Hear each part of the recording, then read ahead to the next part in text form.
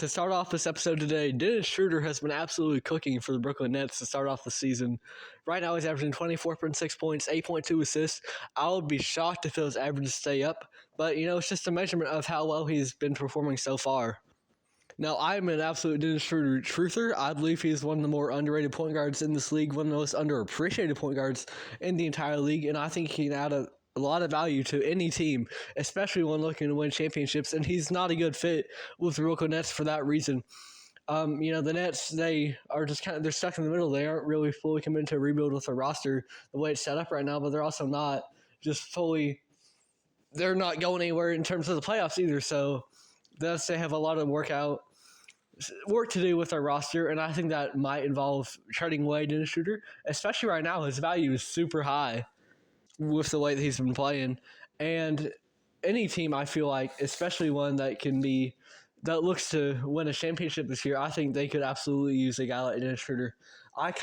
He could be in the same vein as Drew Holiday in terms of a defensive point that doesn't do too much for you on offense, and that's okay. He doesn't need to, because you can surround him with other guys on offense that are able to take a load off of him. And if you do ask Schroder to do some stuff on offense, I think he's a very talented offensive player.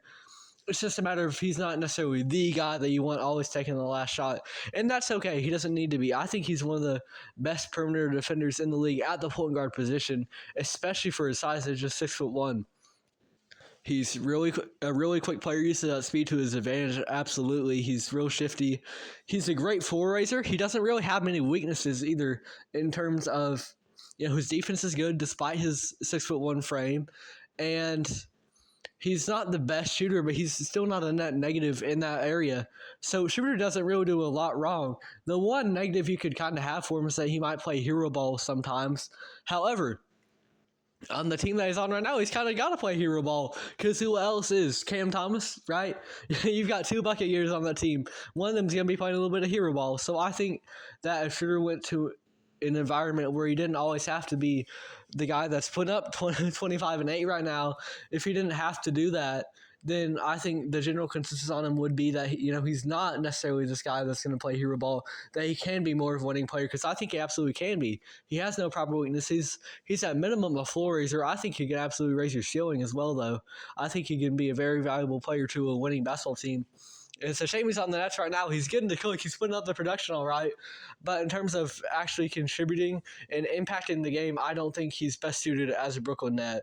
And overall for the Brooklyn Nets, it's just a sign that they do need to fully commit to a rebuild. And Dennis Schroder is not the guy to really have during that rebuild. I think he could go somewhere and be a valuable piece on a championship team. No doubt in my mind about that. He's a great player and has been off to a tear Brooklyn Net and Dennis Schroder. How about a former Brooklyn Net and Jarrett Allen, who is one of the most underappreciated centers in the entire league?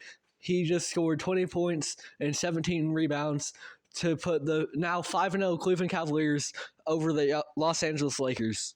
The thing about Jarrett Allen right now in his current situation over in Cleveland is that his play style is too similar to Evan Mobley for both of them to really be out there and reach their full potential in terms of what they can do on the floor. Because him and Evan Mobley, they're not great force spacers, but they're very good rim protectors and have a good post game. But you can't have your power forward and center both trying to just be in the post. This is the modern era. It's all really reliant on spacing. And you can't have two guys that really do much of the same stuff. It just doesn't really work for the Cleveland Cavaliers, and that's what we've seen from the past couple of years. So I think Jarrett Allen or Evan Mobley, they would thrive if they were able to go somewhere else. Most likely, that would be Jarrett Allen. It's the same thing in the Cavs backcourt in terms of Darius Garland and Donovan Mitchell not complimenting each other, but being just too much of a little bit of the same player. Small guards who aren't the best on defense, but hey, they can get you a bucket. It's the same kind of thing there. But for Jarrett Allen, he has been a very good to great center in the league for years now. And I don't think he gets a lot of attention for it, as I think he is deserving of. The thing about him that I really think of when I think of Jarrett Allen is really consistency. And I know there was that moment a couple years ago when the Cavaliers failed in the playoffs, and the lights were brighter than expected was his quote. But in general, when I think of Jarrett Allen, I think of consistency, because he typically puts up pretty good numbers, but he doesn't have any, he's not dropping 40 points in this one game And I think a lot of times, right, with highlight culture, in the way that NBA will post the little box scores of the winners of each night, I think the way that kind of is the way that casual fans can digest the game if they aren't actually watching it. The fact that, they'll just go on the NBA's page or they'll watch the game highlights. There's a place for that for sure. But in terms of evaluating a guy like Jarrett Allen, that's not the best place to be. Because you might have a guy like D-Mitch on the Cavs score 40, and that's no hate on D-Mitch. I love him. He's one of my favorite players in the entire league. But you might have Donovan Mitchell score 40, and, that's the thing that gets posted on the NBA because that's the guy who had, the best box score. However, then, there might be Jarrett Allen who had a double-double, and he's been consistently doing that throughout the season.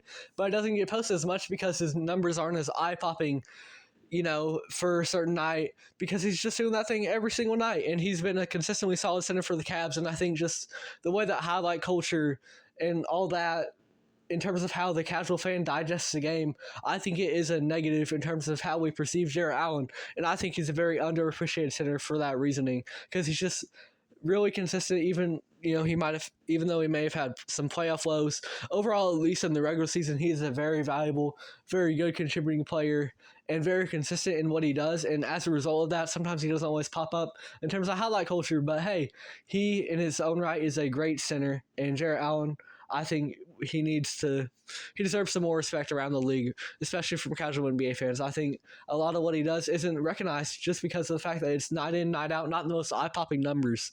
However, he is a very valuable center in this league. And it's also just a matter of the Cleveland Cavaliers. He's not a great fit there because him and Evan Mobley, they don't complement each other the best. But you put him in a new environment, Jarrett Allen's going to do wonders. He's a great center. The trend of centers right now, let's talk about Nick Richards. He put up 24 points, 14 rebounds as the Charlotte Hornets advanced to now a 2-2 record. Now, Nick Richards isn't really a guy that you can project a high ceiling for at this point because of his age. He's 26 years old. But I think that he's a really good center for the Charlotte Hornets, and a lot of the attention gets taken away from him because they have another even better center in Mark Williams. Now, I'm not going to argue that at this point Mark Williams has a higher upside because he absolutely does.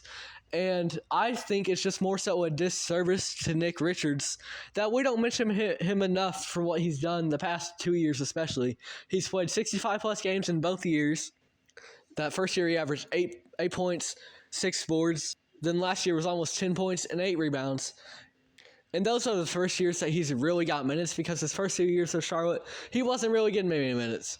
And, with a guy like Mark Williams, he's dealt with injuries for the Charlotte Hornets out of the center position. Well, he might have the higher upside. When he's dealt with injuries, Nick Richards has been able to get more minutes, and he's come in, and he's consistently produced. He's been a really solid center for him.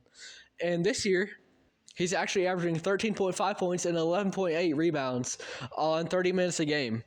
Now, I don't think Nick Richards is going to ever be a star in this league, especially because he's 26. He's just now really coming into his prime as an NBA player, and as a result, you can't project much more for him than what he's doing right now. However, I think Nick Richards has the capability to be a really good center for pretty much any team, and Charlotte Hornets aren't going to be that. I think he can be a good low-end to middling starter, and that's not a disservice to him to say he's going to be a low-end to middling starter, because 99% of basketball players in the world, they would aspire to be a low-end starter in the NBA.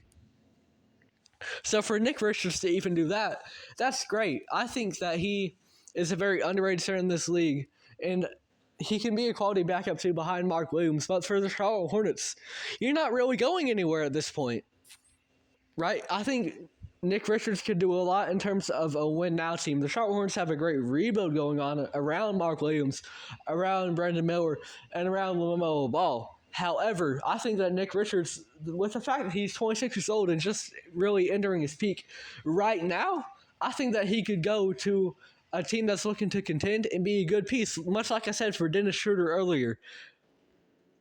Because Schroder's a guy that's just now really exiting his prime in terms of age. Nick Richards is just now entering it. These are both guys that I think could go to a championship team, and Nick Richards could be a really quality backup for a championship team. What I'm saying here is I think Charlotte is a bad situation for him because on a low-end team like Hornets are, and that's not a bad thing because they're rebuilding. That's kind of their goal at this point, just to develop the young guys. On a low-end team like the Hornets, Nick Richards, I think, would serve best as a starter, but he's not going to be a starter because Mark Williams is there.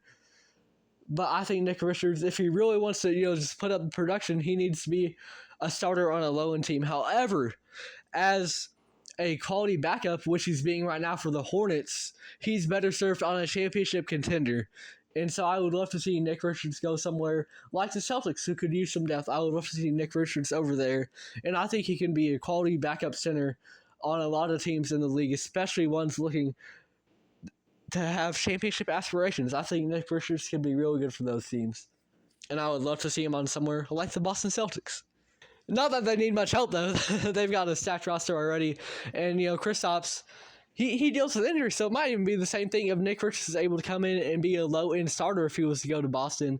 And, hey, that's perfectly okay because you got Drew Holiday, you got Derek White, you got Jaylen Brown, you got JT around him. So, Nick Richards, I think the Celtics would be a great fit for him in terms of if he had to be a low-end starter while Kristaps was hurt, or if he was just that quality backup, which I think he could thrive in for Boston.